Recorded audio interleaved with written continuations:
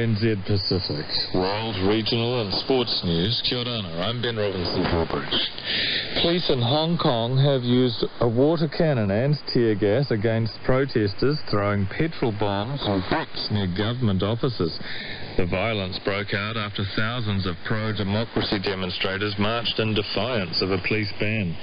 Earlier, hundreds rallied outside the British consulate, demanding Britain press China to maintain freedoms guaranteed during the 1997 handover.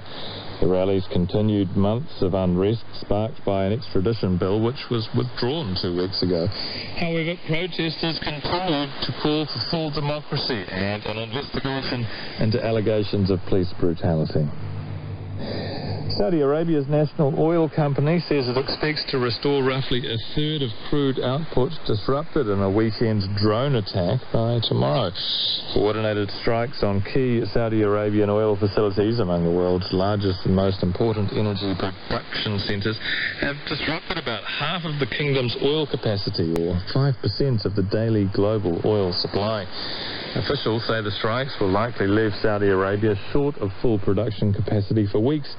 However, immediate oil supply contracts will be met by oil reserves stored in the country. Houthi rebel groups in Yemen say they were responsible for the attack. However, the US has blamed Iran. The head of the International Committee of the Red Cross in Afghanistan has welcomed a move by the Taliban to lift a 5-month ban on the organisation from areas controlled by the militant group. Juan Pedro Shearer says the Red Cross hopes to resume programs, including taking wounded people to medical centres and delivering the dead for burial. He says the Red Cross will now wait until the message from the Taliban leadership is spread. What we will do now is to ensure that the instructions they have given through this public statement goes to the different commanders, and when we have this confirmation, this will definitely be a very good start for us to resume activities which have been suspended for the last 5 months. Juan Pedro Shearer from the Red Cross in Afghanistan. It's not clear if the Taliban has lifted a similar ban on the World Health Organization. You're listening to RNZ Pacific. Thousands of people in New Zealand have attended a memorial service for the late Tongan Prime Minister Akolisi Pohiva. Mr Pohiva died in Auckland on Thursday after being hospitalised with pneumonia. He was 78. New Zealand's Prime Minister Jacinda Ardern spoke at the memorial yesterday in the Auckland suburb of Mangere. She said Mr Pohiva's commitment to democracy, fairness and transparency would endure. Mr Pohiva's 25-year-old grandson, Puporela Pohiva, was at the memorial and said he had lost his friend and his greatest inspiration. I remember growing up, our house was always open to everyone. We would see new faces every day, and it felt like everyone was family. Or as a little kid, I thought I was related to everyone. That was just my grandfather. He was a man of the people, and probably I'm gonna miss him. Puporela Pohiva says he's studying politics and hopes to follow in his grandfather's footsteps. A state funeral for Akolisi Pohiva will be held in Tonga on Thursday, with an accompanying public holiday and National Day of Mourning. Mr Pohiva's body will be repatriated to Tonga on Tuesday on board a New Zealand Air Force plane and will lie in state at the St George building in Nuku'alofa for church and community groups to pay their respects. The state funeral on Thursday will be at the Free Wesleyan Centenary Church before Mr Pohiva's burial at the Telekava Cemetery in Kolomatua. The police in Indonesia say they've uncovered a plot to stage more riots in West Papua. The Jakarta Globe reports the police revealed the plot after arresting Stephen Itlay, the head of the Mimika branch of the West Papua National Committee.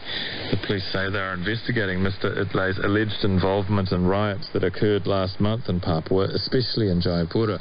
They say Mr Itlay is suspected of working with Benny Wenda, the chair of the United Liberation Movement for West Papua, to organise the riots. Mr Wenda has denied orchestrating riots and has blamed Indonesia for fostering conflict by arming settlers and directing militias. He says Indonesia is ignoring the need for a peaceful transition to independence in the region through a legitimate self-determination referendum. Solomon Islands Prime Minister Manasseh Sogavare has sought to clarify comments he made on an Australian podcast that Taiwan is completely useless. The Little Red podcast, made by academics at the Australian National University, was examining the Solomons' pending decision on whether to switch diplomatic relations from Taiwan to China. And to be honest, when it comes to economics and politics, Taiwan is completely useless to us. Manasseh Sogavare says his comments were taken out of context, being the imbalance between the amount of development assistance provided by Taiwan and the dollar value of tuna caught by Taiwan in Solomon Islands waters. He says he was led to believe his conversation with the academic was confidential and not an interview. Meanwhile, a spokesperson for Taiwan's Foreign Office has told the Solomon Star newspaper Taiwan has provided tremendous support to the Solomon Islands over the past 36 years, which has benefited both sides. There are questions in Bougainville over how Papua New Guinea will afford a major funding package it's offered the autonomous region. Last week, PNG Prime Minister James Marape announced a $29 million annual fund over 10 years to build Bougainville's economy. However, PNG's government still owes hundreds of millions of dollars in annual grant funds to the Bougainville government. This context was not lost on the former Bougainville militant commander, Donald Tato. Now they're coming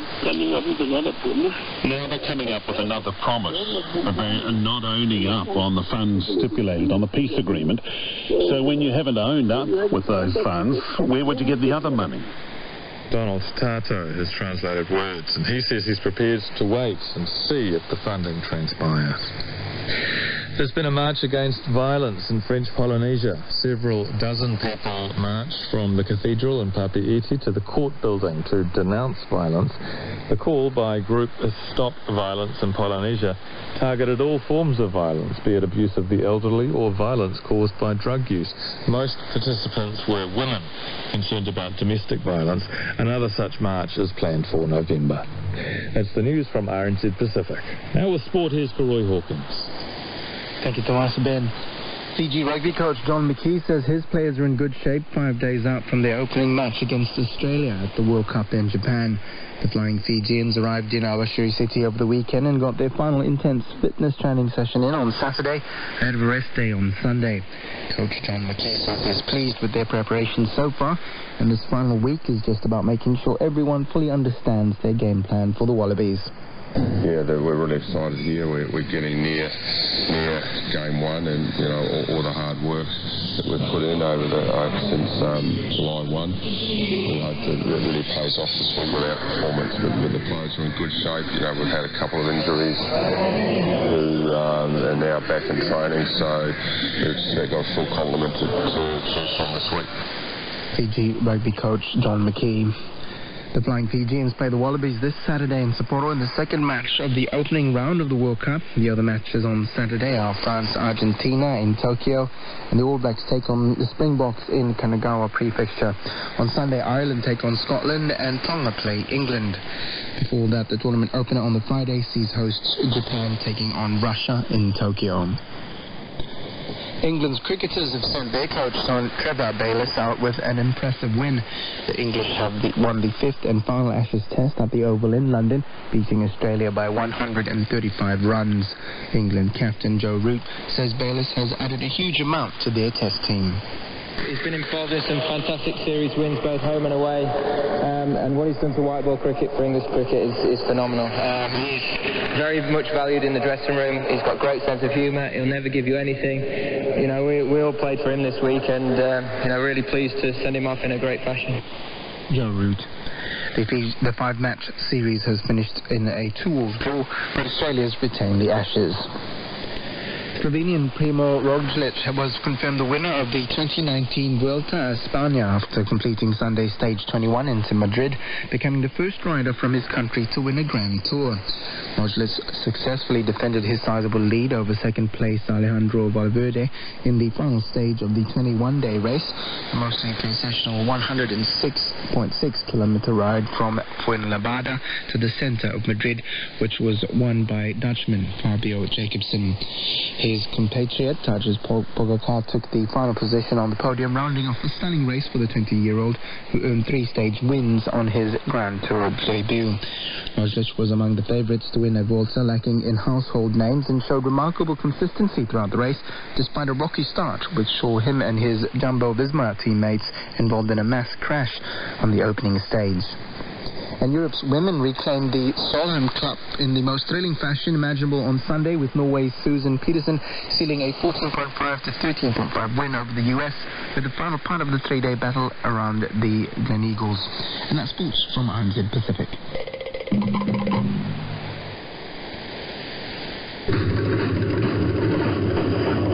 Kia ora, welcome to Dateline from RNZ Pacific. Corbin Robinson Drawbridge, TNA. Coming up, claims that Norfolk Island could become a failed state. Telemedicine supports doctors in remote Pacific Islands. Economic empowerment to end domestic violence in Fiji. And New Zealand's Parliament expands its support for parliaments in the region. The administrator on Norfolk Island has dismissed claims by the Chamber of Commerce that the island is at risk of becoming a failed state. The Chamber says businesses are on the decline and the key industry, tourism, is struggling because of a steady fall in tourist numbers over the past 5 years. But the administrator, Eric Hutchinson, told Don Wiseman that not only is the federal government already pouring millions into Norfolk, the island's economic situation is not the dire one painted by the Chamber. I'm not certain, Don, that that's a reflection of all the members of the Chamber of Commerce, but really that's a question for them. But what I do know, that is certainly not a reflection of the people that I know that work on Norfolk Island, that own businesses on Norfolk Island, that are positive about this place. They are a resourceful community. This is a people there that have been resilient over many, many years. And to hear them describe their businesses and the circumstances here in this way is not the Norfolk Island way, and that is what I find terribly, terribly disappointing, because it's not the Norfolk Island community that I've grown to know and love. Things are not great for a lot of them, though, and they've made that quite plain. Don, small business, I think, wherever. I don't suspect it's any different. I was in Auckland on Friday and Saturday and Sunday. I was very fortunate, and I'd encourage you and your listeners to consider boarding the Air Chathams flight, which is now offering a regular passenger transport service between Auckland and Norfolk Island, and coming over to Norfolk Island and seeing what a wonderful place it is, because that will do good for the economy. But if I am a small business, it's never easy running a small business, and change is always difficult as well. The challenge for small business is adapting to that change. But there are things that are outside of our control. Take, for example, if you look at Norfolk Island through the 1980s and through the 1990s, shopping and retail shopping was a big part of the economy here. But then the world got smaller when the internet came along. The world got smaller when there were cheap airfares going into Southeast Asia that made it less beneficial for people to buy a ticket to come to Norfolk Island. But I know resilient and resourceful people here on Norfolk Island, and they will rise to the challenge. The spokesman from the Chamber of Commerce says... Who was the spokesman? Well, this is the person put up by the Chamber of Commerce, Glenn Christian, and Glenn tells me that the figures that he has seen show, in terms of the tourists coming to Norfolk Island, there's been a steady drop over the last 5 years. I realise Australia's only been in charge for 3 of those years, but what is Australia doing to try and reverse that? Because this is a place that is really completely dependent on tourists coming in, isn't it? It's particularly disappointing coming from Mr. Christian in that case, because Mr. Christian attended a meeting that was held between Air New Zealand, which operates the service, which is an underwritten service by the federal government of Australia between Sydney and Brisbane and Norfolk Island, and he attended the meeting there that was attended by the regional council, that was attended by the business in New South Wales that operates the marketing of Norfolk Island on behalf of the regional council, and of course the Commonwealth government was represented. At that meeting, it was shown that passenger numbers in 2018 were 28,000, up from 22,700 in 2013, and that's without a service from New Zealand for the past 2 years nearly. But his point is that those people are not tourists. They're coming to work for the administration. They're coming in for particular jobs that Canberra has organised on the island. They're not coming as tourists. They're not taking part in tourist activities. That's not true either. And even if it was true, I suspect those people still go out to dinner. They still spend money in restaurants. They still do a whole range of hire motor vehicles when they're on. But it's not true. Because in 2018-19, 73% of the people who travelled to Norfolk Island were tourists, with the remainder of passengers visiting family and friends, they're about 8%.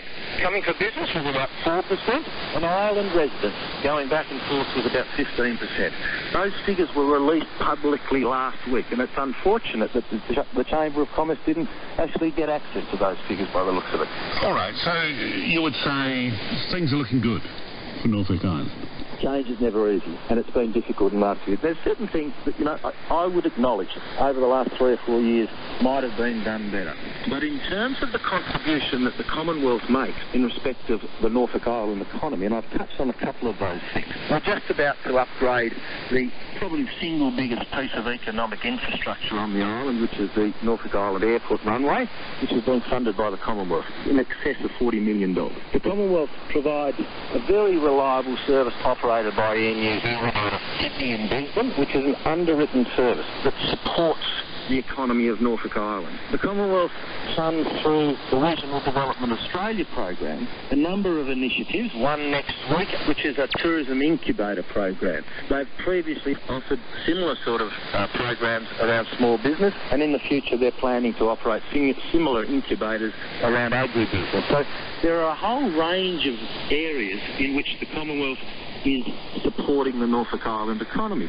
We saw only about a month ago the arrival of nearly $5 million worth of passenger transport vehicles, which was a recommendation prior to 2015 to support the growth within the cruise ship industry. Now, they have been funded by the Commonwealth.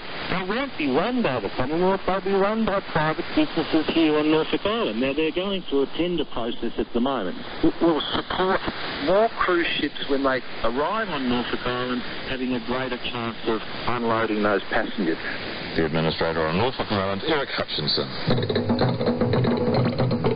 Medical specialists in Adelaide have been told about the work of gut doctors providing free consultations and education in the Pacific via instant messaging and telemedicine. The director of the Australia and New Zealand Gastroenterology International Training Association says the group has given pro bono help to clinicians in the region for 10 years, training them in digestive health and liver disease. Dr. Chris Hare is based in Geelong and works with Fiji's National University, teaching staff endoscopy skills, helping both surgeons and physicians. He says new advances deal with emergencies like stomach ulcers and swallowed objects, as well as chronic issues like cancer and hepatitis. Dr. Hare told Jenny Meyer the Pacific Connection is saving lives by guiding doctors who often struggle alone to care for thousands of people. There's a massive isolation that we don't face in our own countries. And isolation means isolation from education opportunities and isolation from immediate consultation and immediate support. So one of the things that I witnessed in Samoa about 3 years ago, a group of New Zealand and Australian ITU physicians set up an instant messaging support line so that Dino could have access to instant consultation. We thought beyond Samoa, but inclusive of it, that we could support all of these young doctors who have gone out to places as remote as Palau and Pohnpei up north and Marshall Islands, right down to Tonga and Samoa. We could support them with instant consultation if they wanted it.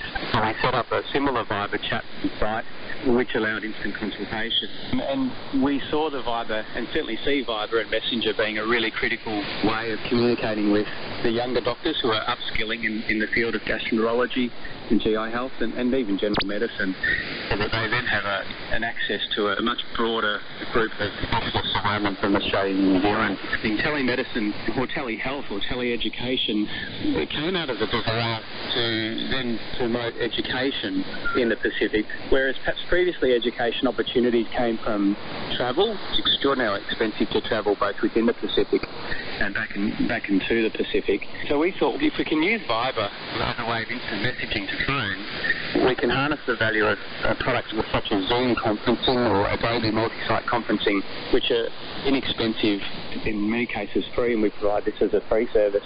A free way of having multiple people engaged in some form of education at the same time. About now 18 months ago, we sat together as a group of 3 colleagues from Hawaii, Pohnpei, Fiji and myself, and we put a small curriculum together of case topics in digestive health which were incredibly relevant and specific to Pacific Island nations.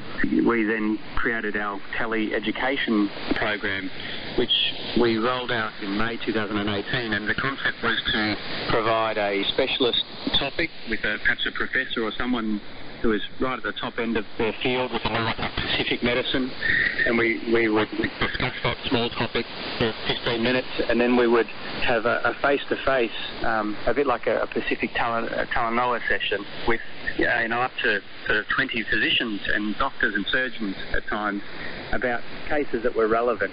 So that month-to-month program has been incredibly successful. It's not easy to roll out. As you can imagine, the Pacific's enormous.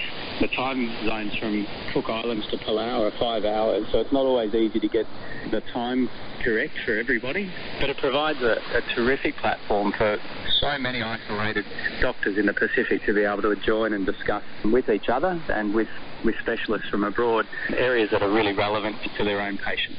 What do you think are the major issues facing people in the Pacific as they think about their gut health? You mentioned those little button batteries, and I know that they are an absolute curse for young children. We're seeing we're seeing more of that. When I started the work as a volunteer in 2010, we really didn't see that as a common presentation. But in Fiji, I'm hearing that's much more of a common presentation now. Coins are always around, so coins are potentially something that young ones do like to swallow. Probably the major awareness programs that I think are the next level are the management and treatment of hepatitis B. We could talk for lengths about that, but there's some really exciting support and developments around hepatitis B treatment and treatment programs for Pacific Island people that are in their own countries, whereas they've never had access before to treatment. They are starting to see some access now, which is exciting. It's very country dependent. For example, in Samoa we see a large burden of ulcer disease presenting with bleeding complications and so forth to hospital. And the reasons behind ulcer disease there are the use of anti-inflammatories for problems like gout, as well as smoking behaviour and Helicobacter pylori, whereas it's not as common to see that in a place like Palau. So there's a lot of individual variation, we believe, in between countries. And I think we're all very excited at the moment to hear the talk in the Pacific and certainly through the media about the development in cancer medicine for the Pacific Island people, as well as cancer registries, which is really exciting. So watch that space very carefully.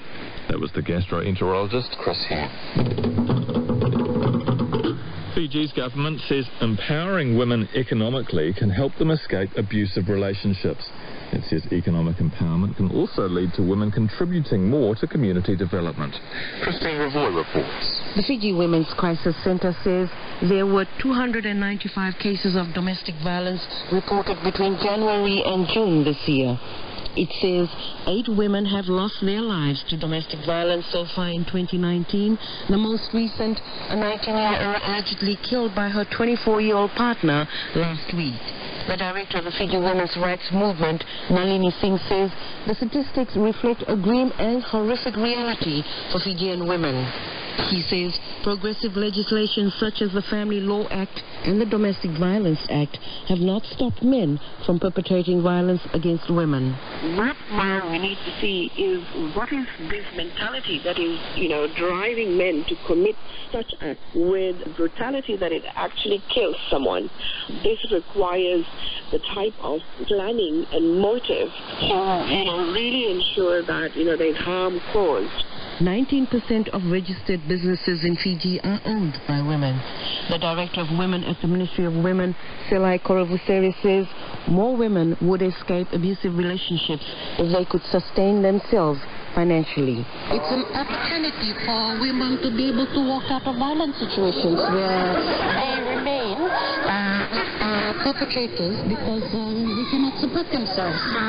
As we empower women in this economic empowerment, they can make decisions for themselves.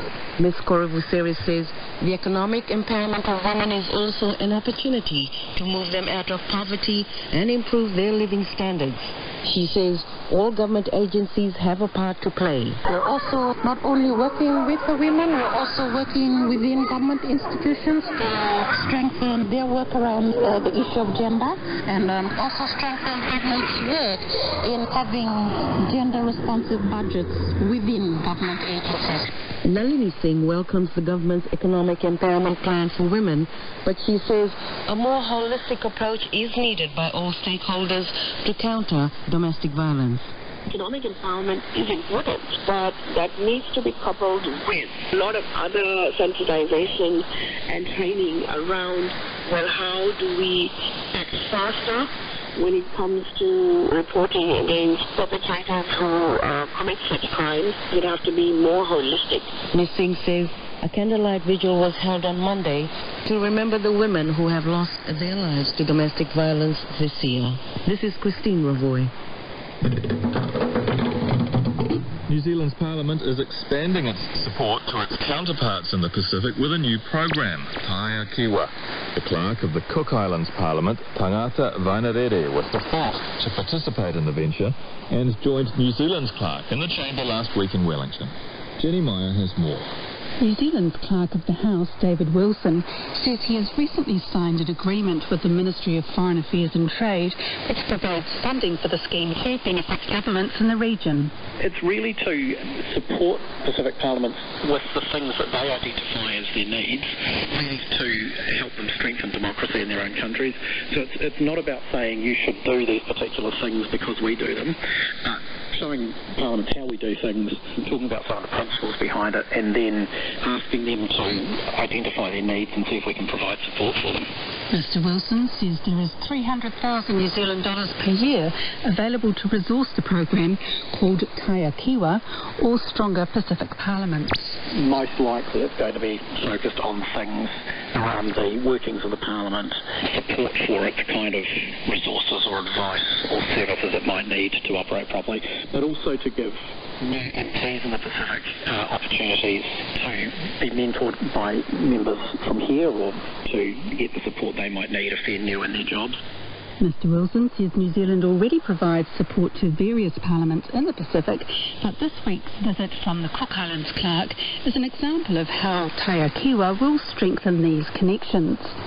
Tangata Vainarere says it was a useful experience learning from Mr Wilson preparing for a parliamentary session.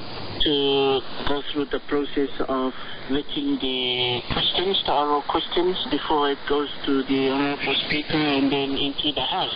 So that has been good because we don't have that process in the Cook Islands, and it's a very good process, and I really appreciate the opportunity to see that happening in real life here. He says when he sat alongside Mr Wilson in the chamber this week, he noticed some real contrasts. We have a different requirement in terms of a quorum back in our parliament in the Cook Islands as opposed to here. And the question time is particularly entertaining with all the members of parliament having a go at each other. We also have similar things happening in our parliament, but at a lesser level. Tangata Vainarere says he would recommend the scheme to others.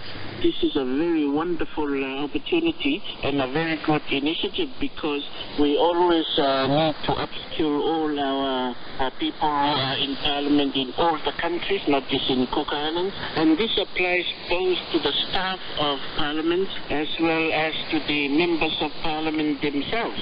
So this is a very good opportunity, and I really hope that it can go for a long time to come. David Wilson says Taia Kiwa involves a range of ways to extend practical support. I have some quite regular email contact with some of my counterparts in the Pacific, and can answer questions or help or give advice. It might be a phone call or a video conference, hosting people in New Zealand sometimes, and then either maybe sending staff or MPs to those parliaments to support them if there's a particular need to do that and a reason why it would be useful to go there. So it's a sort of a mixture of different ways of communicating. David Wilson said he will be writing to all clerks and diplomatic missions inviting Pacific nations to participate in Taiakiwa. This is Jenny Meyer. And that's Dateline from RNZ Pacific. You can hear these stories again on our website, rnzi.com. Au revoir.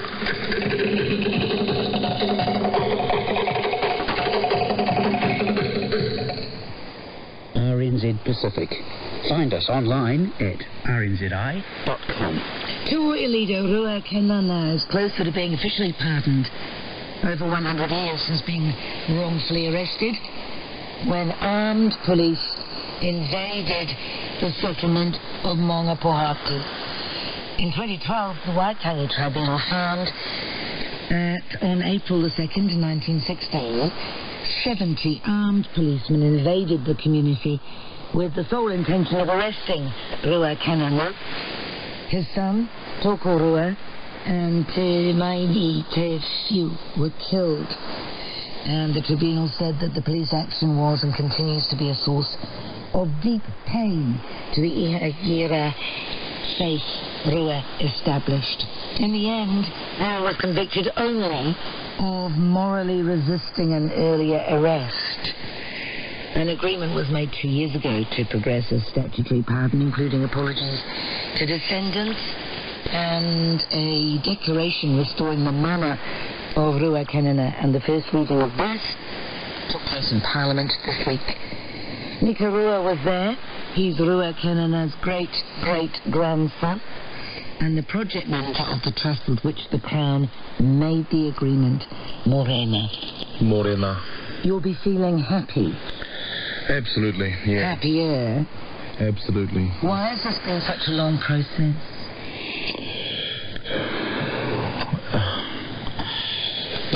That's a good question. It's something that we've had to put up with for the last, for the whole ever since I can remember. What did you know about Rua growing up? What were you told? We were told he was a mischief guy. He was a rebel. Both against the Maori aristocracy and the settlers. Yeah. I mean, he took on practically everybody, didn't he? Yeah, absolutely. He faced a lot of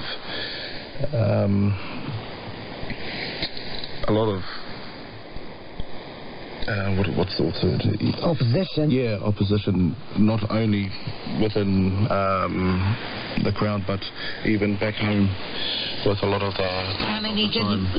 His claims to be a prophet and spiritual leader didn't go down well with Aperangata or James Carroll. Absolutely, yeah. And they actually probably supported the Pākehā. Yeah, there was 1908. They invited him down here to Wellington, pretty much to say that, what you're doing in Mongapohatu is not what we don't like it. And if you don't basically set up a community. Yeah, absolutely. He got people to quit their possessions and move into the community. Yeah. He had 12 wives. And I come off the 9th wife. Do you? Yes. Gosh, you must have an awful lot of relations. Just this year we counted how many kids he had. 88 children. 12 wives. And I can't imagine how many... We haven't even got to the end of how many grandchildren after that. No. Yeah, it's just a thing. But going back, 1908, he was invited down to Parliament by Apiranganata and Maui Pomari and all of them. And at the end of it, they were saying, what you're doing at Mongapohatu is, we don't like it. And if you don't stop what you're doing, we'll use the full extent of the Tokushima Suppression Act against you. Well, I heard But the Drawing of Suppression Act was pretty much drawn up to address Rua. That's right. It was drafted around what he was doing at that time. Right. One was when he met with Joseph Ward in Whakatane.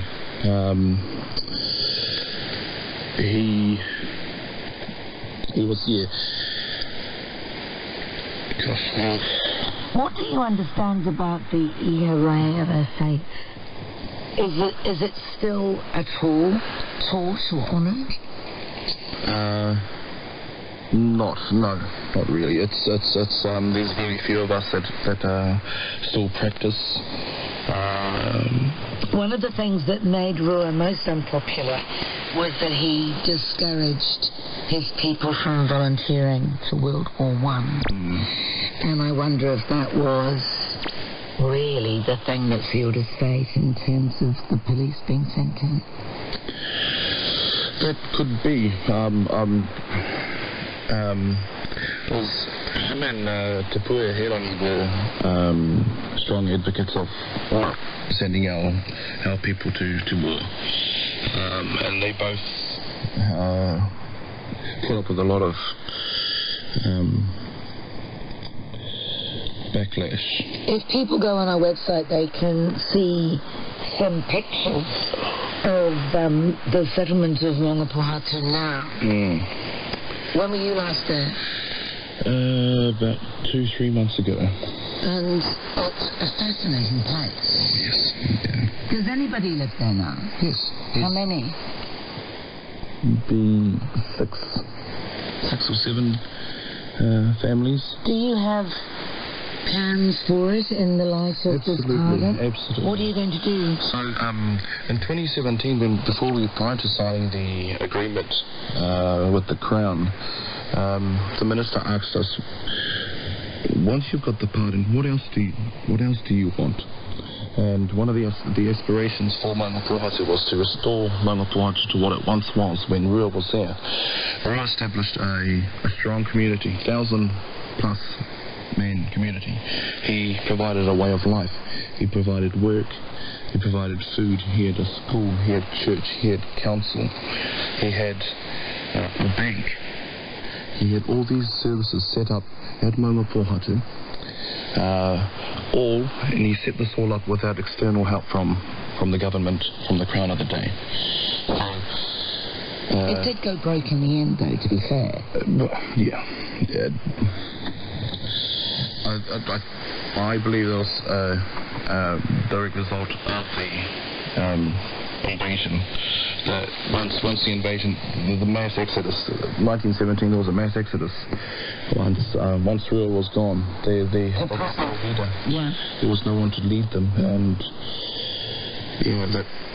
Rangipohatu hasn't been the same since then. And so you want to revive it? Yeah, we want our people to come back. And what would that require?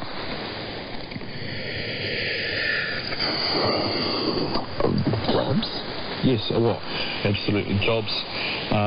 At the moment, we've got families working up there, milling timber and all that stuff up there. So there's that which runs regularly. There's next year, there's a plan to create a fruit forest or food forest up there, which will provide jobs at a nursery for food and native plants, native trees. So there's quite a few things ahead of Rangipohatu. In terms of whakapapa, who does Rua whakapapa to? Because was he Tūhoe? Yes, his mother was from Ruatoki. His father was from Ngāti Kahungunu. He was from a place called Pakipaki. Because he claimed descent from Te Kooti, didn't he? Yes, so his father, Kenana Tumuana, was a direct descendant of Te Kooti Arikirangi. So that was his line of descent to Te Kooti. It's a very interesting story. And the news is that all schools will have to study New Zealand history and probably study Rua Kanana. I was very happy to hear that. It's been a big week, hasn't it? Yeah, I thought that was a beautiful way to end the day, to start the day, that day when the Prime Minister announced that, and then ending the day with the first reading of his bill in Parliament. And when do you imagine that the statutory pardon will in fact emerge? The time frame that we've been given is end of November, and our hope is to have that back at Maunga Pohatu and invite the Governor General up there to have the royal assent at Maunga Pohatu. And all the family. And all the family. Yeah. So it's going to be... I'm really looking forward to it, Kim. Kia ora. Nika Rua, who is Rua Kanana's great-great-grandson. You're listening to RNZ Pacific. Find us online at rnzi.com.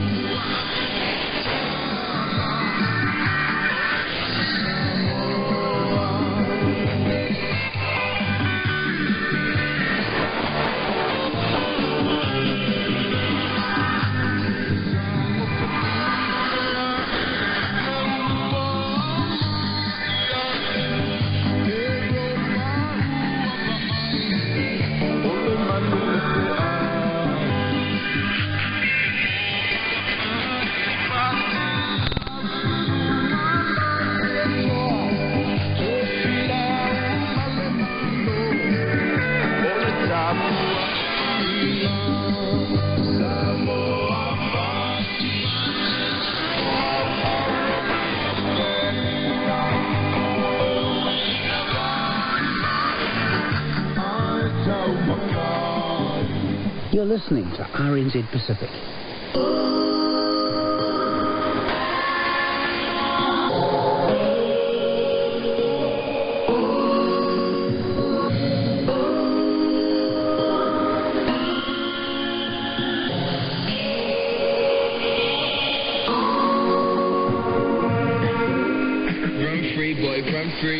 That's what I would've said to the young me. Sometimes I feel I grew up just a little fat. Sometimes I wish I was the old me. I still pour it up and keep it lit with the friends that I came up with. Smooth sailing like we on the ship. Don't worry about it.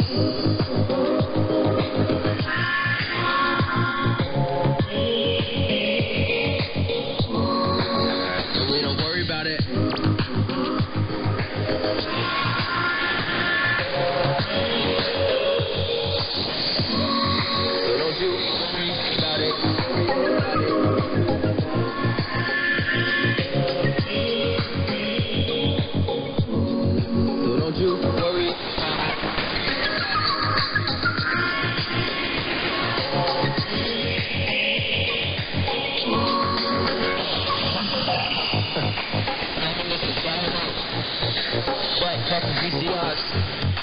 Snap back to first cars.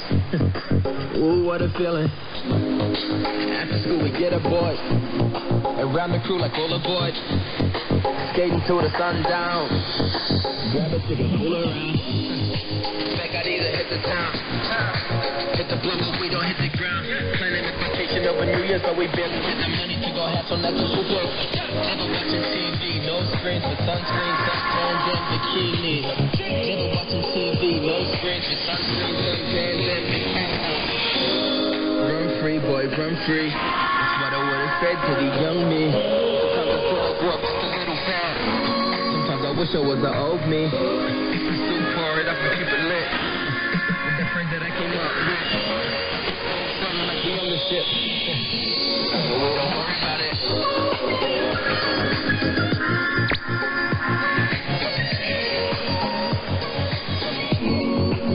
And we don't worry about it.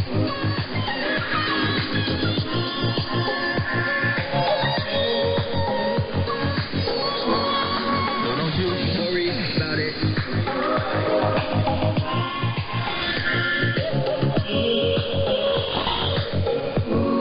So don't you worry about it.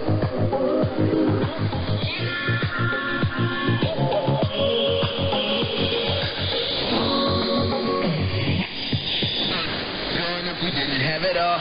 I used to jump a fence and play some basketball. Instead of sending tweets, I used to send a call. Instead of Ubering, I used to walk up to the phone like, hey, hi, got good from security. Feel like tomorrow purity. Man, this is the way it went. Years I ever spent throwing halves on the box. Like it actually mattered, I could barely take a shot. All that really mattered was the company I got. And everything else was just a hand inside the clock. And now getting Insta famous for a life is not a shot. Snapchat strange, can't boost until you got it. Funny when the time changed. Someone up the mind change.